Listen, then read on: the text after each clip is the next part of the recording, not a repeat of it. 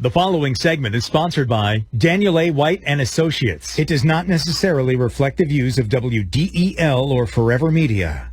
Rick Jensen on 1150 AM, 1017 FM, WDEL. So we've been talking about possible recession really for months, and now there are reports of all these businesses saying, yeah, we're looking to hire more and more people, and yet when they talk to economists, whether they're in their own huge corporations or those who are over at, say, like Moody Analytics or something like that, they're thinking, maybe we shouldn't be doing this, and they are actually rescinding so many job offers as well. So we see a June jobs report that looks good with numbers, better than expected, 375,000 new jobs, I think. However, that might not be good news for inflation. And let's get to Dan White. Dan's been through this for decades. He's a financial planner specializing in retirement income. And in fact, if we do have a recession coming and it does hit you, then you got to make some decisions to make. If you're at retirement age, do you take a lump sum? Do you roll it over? Well, Dan's the guy to talk to about this at Dan White and Associates. Dan, thanks for being on. Thanks for having me, Rick. Yeah, I know you want to talk about taking lump sums versus rollovers and things like that in a number of different arenas. My focus, probably not yours in this conversation, but you know, you're pretty flexible in talking about these things because you're an expert. But my focus was, gosh, what if we do hit a recession? What if somebody is still working? They're 65, 67 years old, and what do they do? What's the angle you want to come from on this? Well, it's kind of interesting. I think when you say, if we hit a recession, I don't think if is in the equation anymore. I think it's just a matter of when. As you said, the inflation numbers came out today, and they were 9.1%. We haven't seen this since the early part of 1980, 81, somewhere in that range. And with economic uncertainty increasing, what we're seeing in the marketplace is more companies that did at one point have defined benefit pension plans will likely attempt to improve their bottom line by offering people a lump sum buyout. And a lump sum buyout is just a one-time cash payment, and they say, hey, you no longer have a pension, we're going to just give you a lump sum. So this is often offered to participants who are near retirement age, but we've even seen plans offered to people that were already receiving pension checks. And deciding whether to accept a lump sum is a very important decision that you shouldn't make without consulting with somebody. I just want to point out several factors that you need to look at. The way they calculate these lump sums is based upon interest rates. It's usually an assumption they make about interest rates, and the lower the interest rate assumption, the higher the amount of the lump sum. But what are we seeing now? We're seeing interest rates going up pretty quickly, and I think this inflation number will just prompt the Fed to probably go up another 0.75 of a point at the end of this month. That may be a good time to seriously consider locking in a lump sum instead of waiting for a later buyout window when rates could be higher and your lump sum could be lower. Well, let me ask you a question about that, because you look at the markets, we talk about volatility all the time, and if you are at retirement age and you see this dramatic drop in the market right now, knowing full well it'll likely come back 5 years, 10 years, we don't really know the time, but it will. Would it really be better to take that lump sum out and invest it, or do what with it? Well, you have to look at it from this standpoint, Rick. I mean, what's the alternative to that? It's a monthly payout. It's a pension. It's an annuity. Yeah, is what it is. Yeah. And what we'd say is, again, you got to do a break-even analysis. But a lot of times, if it's going to take you 15 to 18 years to recoup the amount of the lump sum, then by all means, I think people ought to consider taking a lump sum out. And if you don't want to risk it in the marketplace, you set up your own annuity, your own pension, then you can situate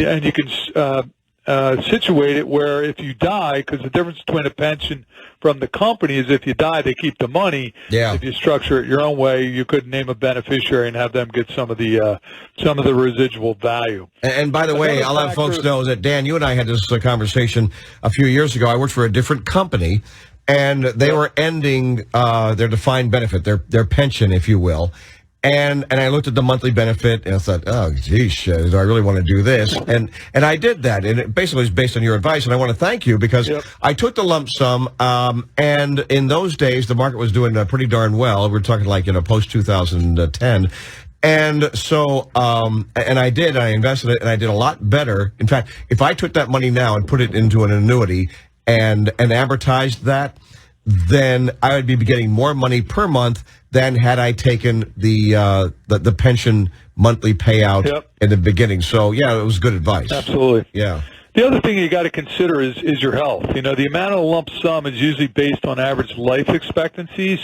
So if you think, you think you're swimming in the good side of the gene pool and you're going to live a long time, you might want to consider passing up the lump sum or obviously setting up an annuity on your own. But if you're facing medical issues and you don't think, you're even going to hit that break-even period, then by all means the buyout may be the way to go. Another thing you got to consider is how financially secure is the employer and the plan. If your employer goes out of business with a pension plan that doesn't have enough funds to pay those benefits, your future and existing payments could be reduced. That's also a factor that would favor taking a lump sum. Let me interrupt you right there as well, Dan, just because I like to, for no other reason. No, I'm kidding. Yeah. You remember, you and I were talking. You're good at it. Yeah, I know. You're good at it. Yeah, hey, Dan, you know how some people say I hate to interrupt? I'm not that guy. Yeah, right. So, no, I'm reminded that, dude, you and I were talking about this in 2008. And folks, I want to let you know that I've known Dan for many, many years. And he's been spot on. And I do a lot of research and read a lot of different people. And a lot of them are not spot on. But Dan, he really is. So we go back to the recession, the Great Recession, 2008, 2010, around in there. And I want to remind people that you and I were talking about this, and there were municipalities. First of all, I discovered a couple of small towns, municipalities in New Jersey, and then you, Dan, said, oh, Rick, there's places in California and other where they had the iceberg. Yes, where what they were doing is they were canceling their pension and health benefit payments to retired employees, saying we're bankrupt, we're in a recession, we can't pay. It's like, good Lord. I mean, can they even really do that? Just say, oh, we're not going to pay anymore. So if people think that what you're saying isn't possible, understand. Yeah, it certainly is. Yeah. It already happened. All right, I'm done with my rant. Yeah, we've seen it with the airlines. In this area, we saw it with the steel companies, Bethlehem Steel and Lucan Steel and the whole 9 yards. Now, you do have a backtrap. You do have the Pension Benefit Guaranty Corp. But they're again, it's the federal government. We know the federal government's $31 trillion in the hole. So I wouldn't count on that as well. The other thing to consider, two other things. If you're married, you got to get your spouse to agree. Yeah. Because you can't take the lump sum without having your spouse sign off on relinquishing that survivor benefit on the pension. So you got to get the spouse on board as well. And then the other thing to consider is be honest with yourself. You may not be the type of person who, if you got a large lump sum of money, you might go through it rather quickly. So you have to get some good advice. You don't want to take a lump sum, put it in the stock market, lose half of it, go on a nice vacation. Next thing you know, you don't have any retirement. So just a few things to consider when you're looking at a lump sum offer. Exactly. And if we're heading into a recession, like you said, we are, there'll be more and more companies saying, yep, we can't do this anymore. I got a specific question about this. So you were talking about the federal guarantees on pensions, and we are trillions of dollars in debt. Obviously, they can change it if they want to. However, when it comes to annuities, and you mentioned annuities, and I've got one, and I thank you very much, very, very happy. When it comes to annuities, though, as I understand, there is a $250,000 guarantee if the company goes into receivership, or bankrupt if you like, but they go into receivership, then that death benefit, even your income, is guaranteed by the state of Delaware and or Pennsylvania at $250,000. Is that right? Yeah, it varies by state. It's $250, $300. It's the Life and Health Insurance Guarantee Association. Every state has them. But one thing you got to consider as well, so you're talking about the PBGC, which is run by the federal government. We all know the woes that the federal government is having. When you're dealing with an insurance company, take a look at their balance sheet. They're going to have maybe $60 billion in assets and $55 billion of liabilities. They're $5 billion, in the black. Yeah. So, the odds of an insurance company going out of business are very, very small. The odds of a pension, a company pension, most of them are woefully underfunded. The odds of that are much higher of going out of business. So, again, these are factors that might favor taking a lump sum. Well, and the good news is that when these insurance companies, quote unquote, go under, they go into receivership and another company buys them. And there have been a number a number of different situations like that. I remember Executive Life. They were into these junk bonds, Shenandoah down the road there in Virginia.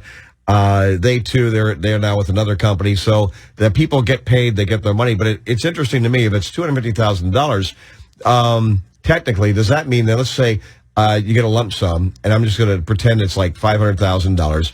So you can put that in two different companies, and each one is guaranteed at $250,000, and you don't have to worry about losing the money if it is in a state insurance guaranteed fund like that. Is that right? Absolutely correct. Yeah, you can spread it out among, and we've actually had clients do that. Clients come in, they want to work with $1 million or something. We might put them in 3 or 4 different companies. Although, like I said, the odds of a insurance company going belly up are very small. You have to weigh the advantages and disadvantages of, do I want to go with maybe an inferior product, but just to put it with a different company, or do I want the best product and not worry about the liability issues. So. Always great knowledge, great advice. Thanks, man. I'm really glad I'm a client. I really am. Dan White and Associates.